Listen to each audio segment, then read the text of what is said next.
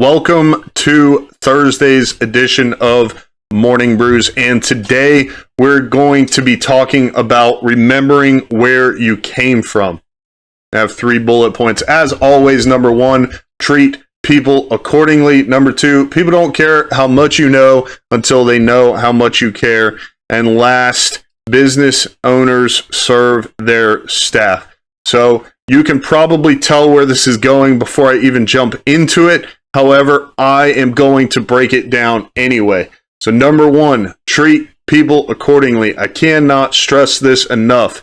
When I was in the Army, we had too many leaders who would get promoted into a team leader or squad leader position and all of a sudden feel like they didn't owe basic human decency to their soldiers. And that's absolutely just not true.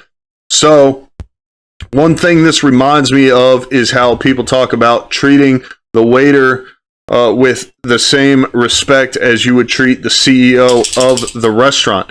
And the reason that we do this is because you never know who you're talking to. Today, he could be a waiter, and tomorrow he could be getting promoted to CEO. Not only that, but these are human beings we're talking about. So when you take on staff, if you're just going to get frustrated and angry and yell at them, then I believe there are other things that need to be addressed there. In the current situation, if you have trouble communicating with your staff and doing so with some patience and having a little grace, then maybe you should look into hiring on an HR manager who can manage your team and manage the staff and kind of create that disconnect. So the people are still treated well and they don't have to put up with you, so to speak. That's just one approach, just one idea. These are things that take place in many different workplaces. Another option in order to help create cohesion and a positive work environment is every time the team grows, break it down. Okay. So again, in the Army, as people got promoted, they would be given the responsibility of, when they get promoted from lower enlisted to NCO, they get a team that's usually 2 other soldiers plus themselves. So they would be responsible for a maximum of 3 people. If they're really experienced, maybe 4 as a team leader. And when they get promoted to squad leader, they would be responsible for 3 team leaders who in turn are responsible for their teams.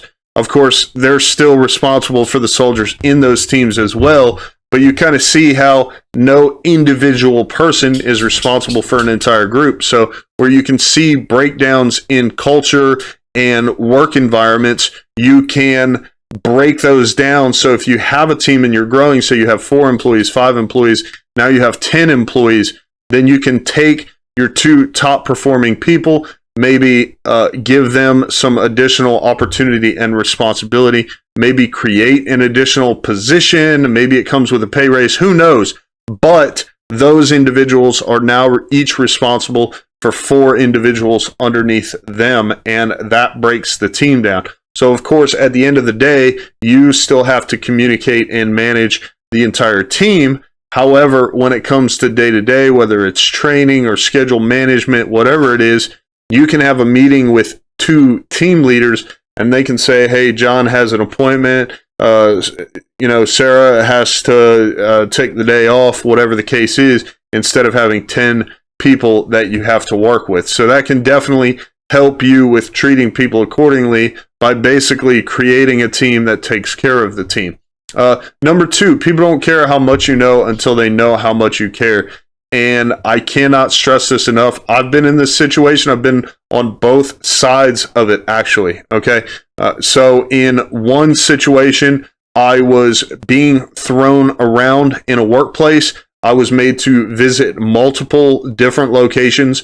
Sometimes I would have a company vehicle. Sometimes I did not have a company vehicle. Expectations were not properly set. This was a business that was growing too fast for him to really have things in place, systems and processes in place before he took on people. And in doing so, it was creating a lot of miscommunication and confusion. So I came to the conclusion that because I was kind of being left by the wayside, there were other people as well, but mine was like a new position that he didn't care. That was the interpretation.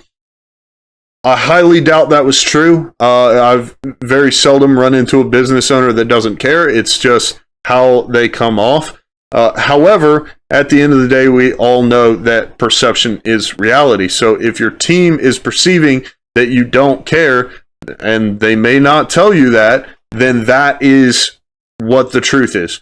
So you in order to influence that perception is going to be a lot of work. But my story of being on the other side of that is I was managing the same thing I've always done as it relates to warehousing, or at least since I've gotten out of the Army. And we had a very small team, and I was responsible for managing that team.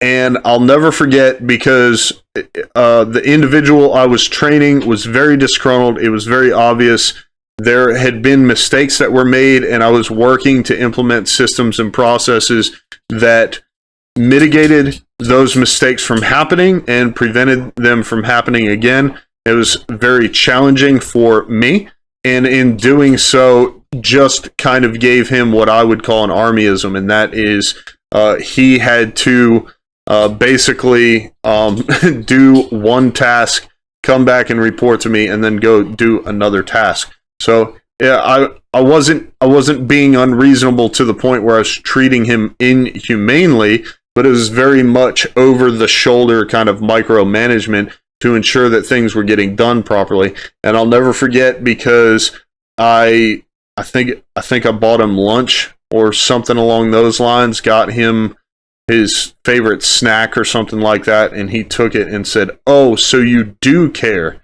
And that's when it hit me. I think someone in that position, to have their team say that to them, is in a very advantageous spot, because most of the time you won't get told. So to be able to hear something like that, it just clicked in my head, and I was like, well, I need to be more careful how I approach things. So there was definitely more to that story, but that was me basically being on both sides of it. And number 3, business owners serve their staff. So I think a lot of business owners either don't know this or forget it. They want to go into business ownership and entrepreneurship because they want to be in charge. And the truth is, at the end of the day, the person in charge is the least important person in the organization, because if you have a cashier and a customer service rep and an HR manager and employees or associates, whatever you have, all of them are helping your customers and clients and facilitating the creating the schedule and helping your employees, whatever the case may be. Those people make the business run.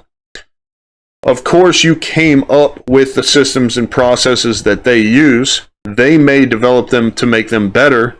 At the end of the day, your business, and that's the intent here, is to get your business to a point where it runs without you if need be. Unfortunately, not all of us get there as quickly as others. However, if you do get to that point and all you do is come in and stomp all over everybody, then they're not going to want to stick around very long, and you're going to have to start all over. So pretty much, and one thing that I do, I've talked about this in previous episodes, is as soon as I get to work, I stop by each person's station and check in on them to make sure that they're doing okay and see if they need anything. It takes about 10 seconds. It doesn't hurt anything. And if they do need something, they can let me know or bring it up at that point. So make sure you're checking in on your people. Your sole purpose in life, in your business, is to serve them and make sure that they have what they need to get the job done. If you are not making your employees' jobs easier, then you're making it harder. So be sure to check in on them.